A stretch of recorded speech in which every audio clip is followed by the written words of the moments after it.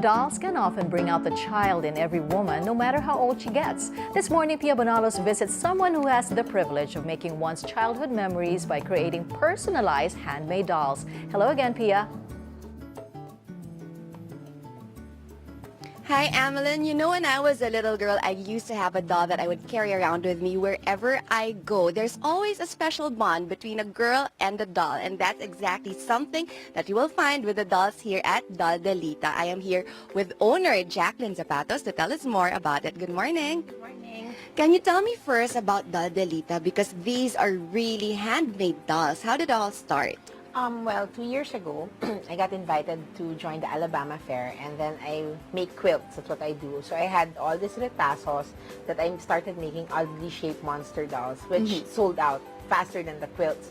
So I was like, okay, so there's something here. And then from there, my friends started suggesting certain types of dolls that I should try making. So I made drag dolls, yung katsa lang siya na dolls with eyes and dresses. And then now I'm making, and then until they develop into this type of doll, which is like a Waldorf-inspired doll, where the doll is expressionless, and then they always have this perennial hug look, huggable look. Oh, wow, that's nice. I did emphasize a while ago that, of course, dolls are for girls, but this one is actually a doll for a boy. Yeah, I actually get orders of boy dolls. So, I have dolls that are for boys, so dolls are not just for girls. I also make Peter Pan, Max from the Where the Wild Things Are, mostly classical books, character dolls. I also do that. You mentioned a while ago about Waldorf dolls where they are expressionless.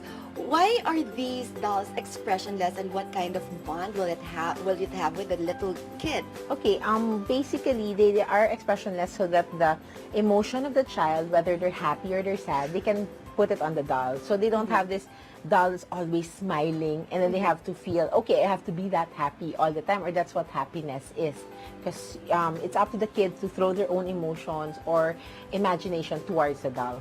So that's also good and encouraging, because of course with your dolls you usually make a creative scene and you make this thing that, you create a situation, and so you could put your own expression on the dolls. And sometimes even as parents, when you see a doll with a big smile, it creeps you out sometimes. You have to admit that.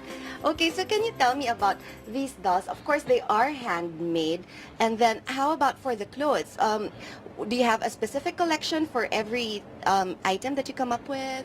Yeah, basically when I make my collections, it's all based on my travels or things I read at the moment, especially with my son.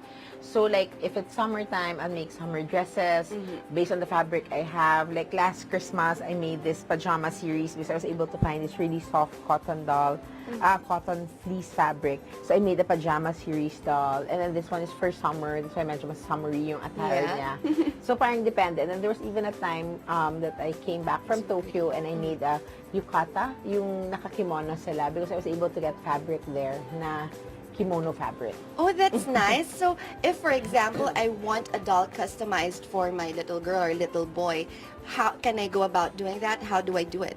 Actually, more often than not, my orders are custom orders. Okay. I'll always get the mom one. The mom will send me a picture of their daughter. So they want either the hair to be the same, the hair color to be the same, more or less the personality of the clothing to be the same. Or sometimes they don't mind that the dress is the same as what I have on stock. They just want the hair color to be the same as their daughter. Hair length, the way the hair is placed. So that's what they want. There are people naman who want a storybook character that they want to have in place, parang ganon. Or sometimes you just see from the pictures that I have, from the collections I have, and then they order from there. Okay, you did mention those storybooks, because right now, right here in front of us, there are actual stuffed toys. Can you tell me about these? This one, because I started reading to my toddler, Fantastic Mr. Fox, and since he likes it, so my dolls are kind of personal, kasi parang whatever I am experiencing with my son, that's what I emulate on my dolls. So we started reading Fantastic Mr. Fox. Medyo clueless pa siya sa storyline. So I got interested in that. So I inspired these two dolls based on that. But this is limited because I don't normally work with this material, which is plush. And if you notice, parang hindi ko matiis na wala siyang damit or hindi siya three-dimensional. That's why mas rounded yung off nito. So this one is a limited set. And then that's the thing with me. If I make a certain collection, I don't do it again.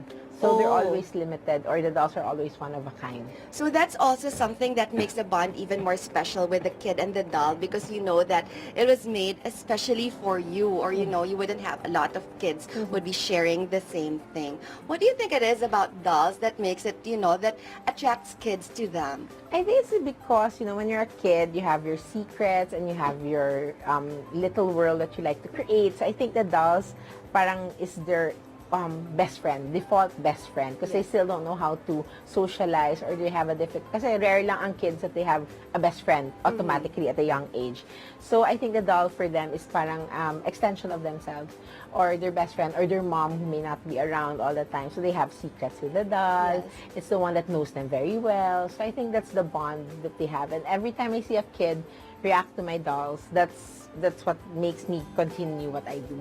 What's the most unique kind of peg that was given to you to make for a doll? I had a doll from the movie Up.